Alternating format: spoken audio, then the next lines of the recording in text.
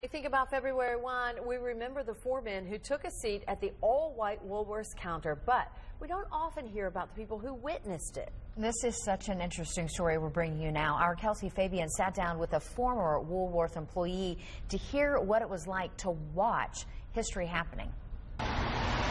Looking back, I remember hearing a young man say, "Why can't we be served when we have money to pay?"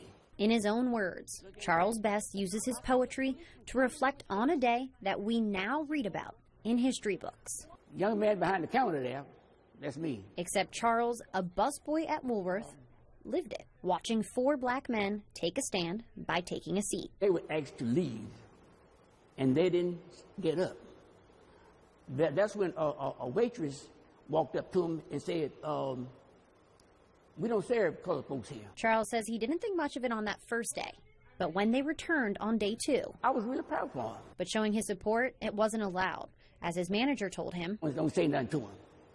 And that put me, that part really put me in a difficult place there. Eventually, change came, and nearly 6 months later, And she said, "Charles, we are going to start serving the color here. If we don't start serving the color here, we want our employees to be the first one to take a bite from the counter." a day Charles will never forget. Looking back, I saw the students happy and gay as they marched down the street that day.